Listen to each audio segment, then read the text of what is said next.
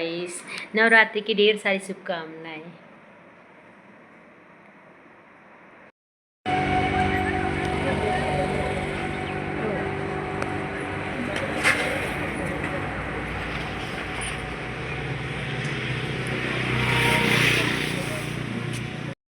हल्द्वानी मंदिर हम पहुँच गए हैं छतरपुर बस स्टॉप पर नज़ारा है।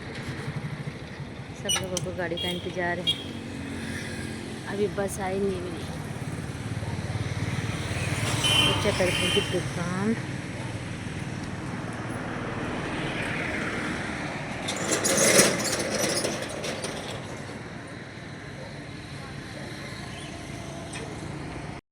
ये देखो, हम जा रहे हैं अब हल्द्वानी जाने लगे। जाते जाते रास्ते का सीन है हमारे यहाँ, हमारी खटीमा।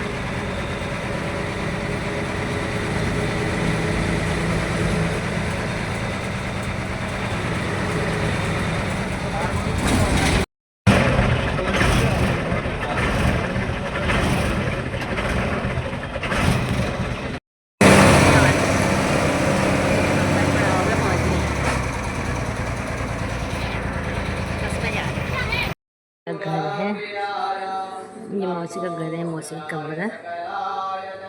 यहाँ मंदिर में आई हूँ, मैंने कहा दिया जलाने के लिए आई अपनी ओर से मैया रानी के दरबार में। आज मैं गई हूँ मैया रानी के दर्शन करने के लिए। हल्द्वानी है मैया रानी का आसन। यह है ब्यास जी की आसन लग रहे हैं हमारे वहाँ। देवी भागवत का आप देव की धोती मैया रानी सारे दुख ये देखिए हमारी मैया रानी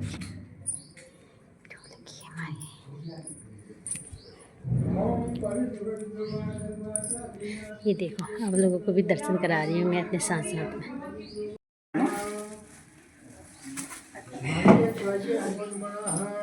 विष्णु नमः अजयत्यादि नीलबंध गौतम गोत्रस्य मात्र पितामही पितामही नाम पिताजी का नाम शिवदत्त सुंदरी नाम नंदी के सौदा अम्मा का नाम कमला देवी सुंदरी नाम फिर गुरु नाम देवी दत्त। अभिद्रामयी अंधकार स्वतः नष्ट हो जाता है। ये रात्रि देवी इस समय मुझ पर प्रसन्न हो, जिनके आने पर हम लोग अपने घरों में सुख से सोते हैं। ठीक वैसे ही जैसे रात्रि के समय पक्षी वृक्षों पर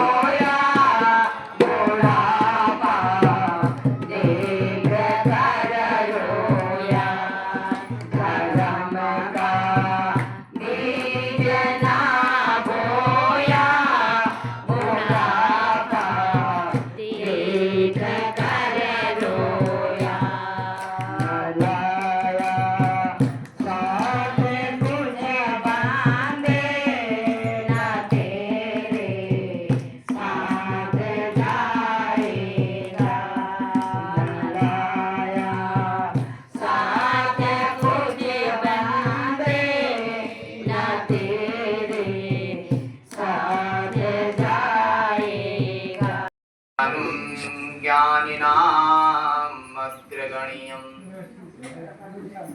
सकलगुणनिधानं वानराणामधीशम् रघुपतिप्रियभक्तं वातजातं नमामि। श्रीमद् हनुमंत महाराजाय नमः। उसका सबसे प्रथम यही है कि इसी दिन सृष्टि की रचना हुई थी, इसलिए ये प्रथम दिवस है। सिद्धार्थ नाम का ये संवत्सर आप सबको मंगलमय हो, और इसी मंगलमय की कामना से लेकिन सबसे पहले किसने सुनाई, किसको सुनाई, कहाँ सुनाई, ये सूत जी ब्राह्मण को बताते हैं। इस कथा को वेद व्यास जी ने महाराज परीक्षित के पुत्र जन्मेजय को सुनाया था। जन्मेजय ने जब सर्प यज्ञ किया था, ये कथा बाद में आपको सुनने को मिलेगी। सर्प यज्ञ में तक्षक को मारने की इच्छा से जिसकी संतान हो और मरते जाए, इसको मृतवत्सा कहते हैं। और एक होती बंध्या, बंध्या का मतलब जिसके संतान हो ही नहीं सकती, उसको बंध्या कहते हैं। और एक होती काक बंध्या, काक माने कौवा। तो कहते हैं कौवा जो है वो एक ही प्रसव करता है, यानी कौवा एक ही बच्चे को पैदा करता है, एक ही अंडा देता है, उससे एक ही बच्चा पैदा होता है, फिर उसके जीवन में कोई दूसरा बच्चा नहीं होता है। इसको कहते हैं काक बंध्या। जिस स्त्री का एक ही बच्चा हो उसको काक बंध्या कहा जाता है। अगर वो दूसरा पुत्र उसका नहीं हो रहा हो और उम्र भी हो, सब कुछ ठीक हो, तो अगर इच्छा हो, वो अन्य संतान भी होती हैं, होनी चाहिए, तो वो श्रीमद् देवी भागवत का पारायण करे, नवानी करे, उसकी काक बंध्या से वो मुक्त हो जाए।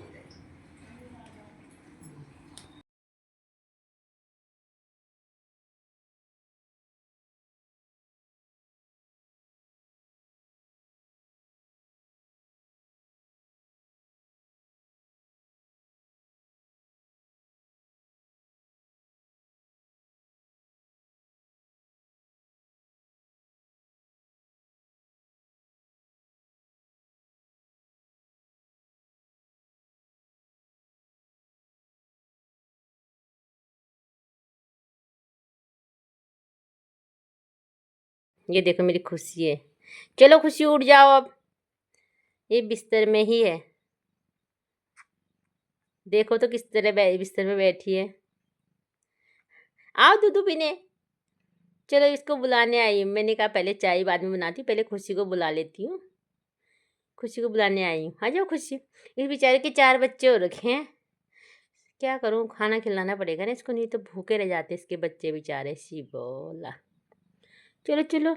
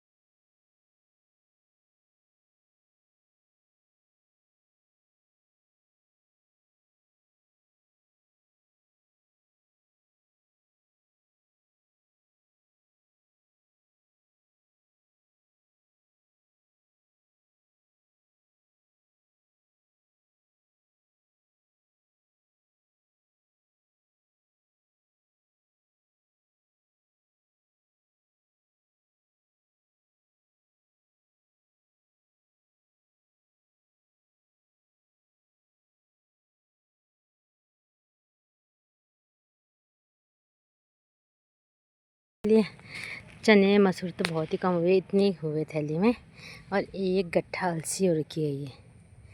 अब इसको मैं ले जा रही हूँ घर। हेलो